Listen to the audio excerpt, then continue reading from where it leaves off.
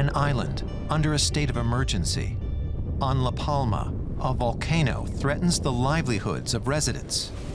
Farmers fear for their crops, while lava flows bury entire villages, forcing thousands to seek shelter. We have no house, nothing. No house nor land. La Palma is one of Spain's Canary Islands in the Atlantic Ocean. It was formed by volcanoes 2 million years ago.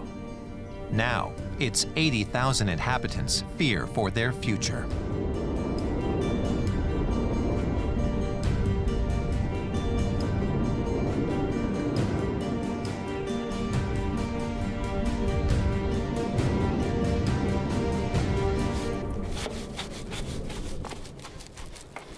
Every day, Nieves Rodriguez sweeps the ash from her backyard.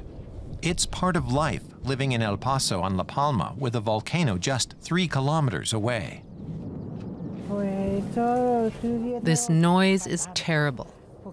You can't sleep at night. The earth shakes again and again. Many people are left with nothing.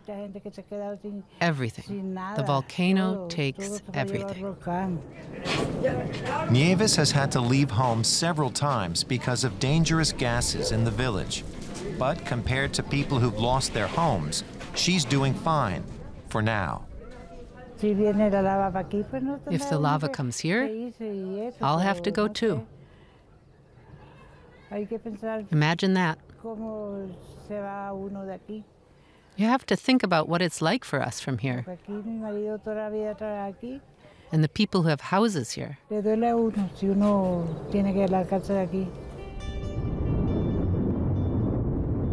Since the eruption of Cumbre Vieja, or Old Peak, lava has destroyed more than 2,500 buildings. 7,000 people have had to flee.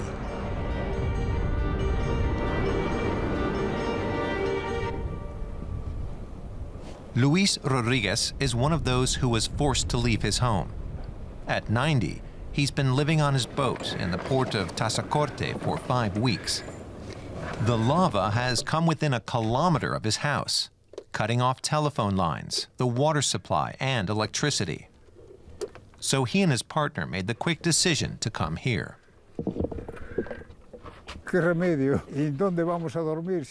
We have no choice. Where are we going to sleep if not on this boat? They wanted to put us in a soldier's barracks on the other side of the island. But we preferred to come here, to this boat.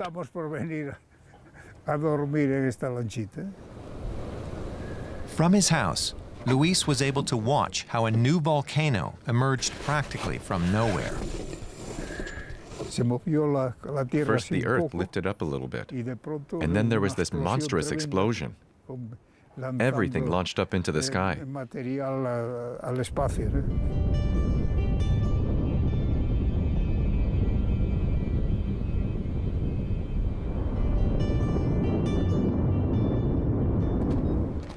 Relief organizations have their hands full. Paula Gonzalez is a nurse and volunteers with the Red Cross. She and her colleagues are going back to the danger zone, where they'll care for residents affected by the volcano. We're packing everything so that we can reach it quickly. On one side is medical equipment, on the other side work supplies. Okay, pack the masks all together. What's in this little box here? Safety goggles. Oh yes, they were donated. Paula lives just 15 kilometers from the affected area. That makes the work especially hard for her. In moments where you can help and volunteer, when things are terrible, you can't just disconnect from that. It's right there. You can't just escape it. On their way to help, they get bad news. A gas alert. Sulfur dioxide is coming from the volcano. The area has to be evacuated again. The Red Cross must halt the aid operation. We've been informed that the area is being evacuated because of toxic gas. So we have to wait until new measurement results are available, and they can assess the danger. For now, we have to get out of here. The alert is lifted half an hour later, but the area around the lava streams is permanently off limits. Residents are only allowed back into their homes briefly and with an escort. Here at the checkpoint, psychologist Ana Perez is on hand to help affected residents. She too is a volunteer with the Red Cross. Many people are prone to stress. If they don't get the chance to vent their troubles now, they could have serious emotional problems later on. That's what we're trying to prevent. Good morning. My colleague will take care of you in a minute. But put on a mask. There's a lot of sulfur in the air. It's for your own safety. The volcano isn't messing around. This couple has lost their home of 40 years. They're now traveling to their son, who lives on the edge of the exclusion zone. We're doing really badly. We're just living out of a suitcase for now. We have no house, nothing. No house nor land. Everything is so complicated now. It was our home for many years. Ana hears tragic stories every day.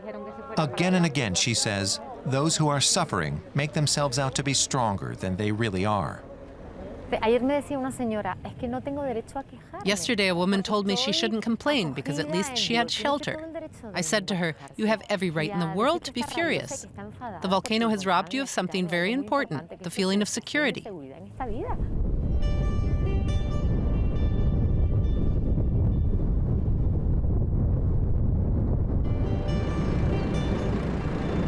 What's tragedy for some is a natural spectacle for others. These people came by ferry from the neighboring island of Tenerife. They brought their motorhome and are now camping within sight of Cumbre Vieja.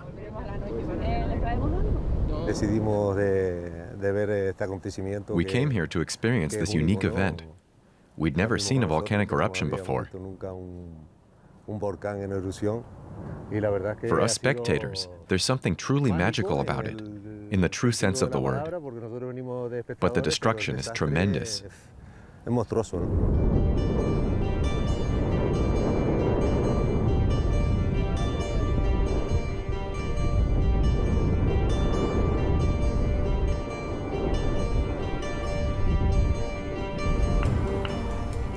The natural disaster is also threatening the island's biggest employer, the agricultural sector. José Gregorio Diaz is trying to save as much of his crop as he can. Again and again, he clears ash from the banana trees. The sharp-edged particles leave scratches on leaves and fruit. In this condition, no one will want to buy the bananas. He also fears longer-term consequences. I don't know what will happen to these plants next year. They're full of ash. The scratched leaves burn quickly under the sun. If there's hot sun following rain, they dry out even more. We get 30 degrees here every day. I don't know what will happen to the plantation. Aitami Gonzalez from the local agricultural cooperative wants to help farmers. Irrigation has also been disrupted by the lava. The desalination plant should be ready. We've been waiting 3 weeks now. And then they pump the water into a reservoir? They pump it to irrigate the higher elevations. Then it drains down. Aitami estimates a loss of 60%. That will affect the island's whole economy. There aren't many of us here on the island, and we're nearly all somehow dependent on agriculture, from truck drivers to the shops where workers buy their food, and so on. Like everyone here, José Gregorio is well aware that La Palma is a volcanic island. This is the third eruption in 80 years. Back when the San Juan eruption happened, many at the time emigrated to make a life in Cuba and Venezuela. That's not an option today. Today, Cubans and Venezuelans are coming to us. Where are we going to go? We're here on a small island, a long way from Europe.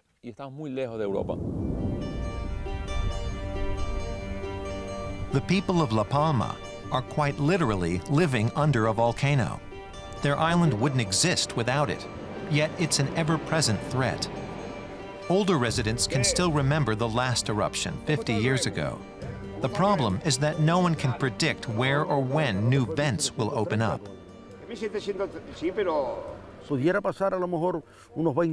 Maybe there'll be another eruption in 20 years. That would be a complete disaster, but quite possible. Between 1949 to 1971, that was only 22 years.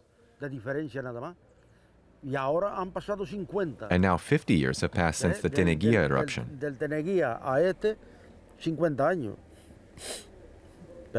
We didn't think there would be another one.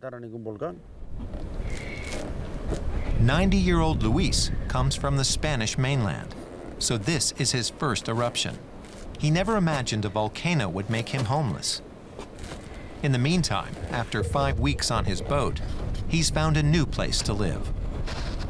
And he hasn't lost hope of moving back to his house someday. I plan to fix up the house if it can be saved. And for sure, I'll die in that house one day. Nieves is less optimistic. So far, she's been lucky, but the volcano is on her doorstep. Its ash, smell, noise, and tremors all keep reminding her that she's powerless against this force of nature. The future will be tough. All those people who lose their homes, their jobs, and everything they fought so hard for. And now they have to start again?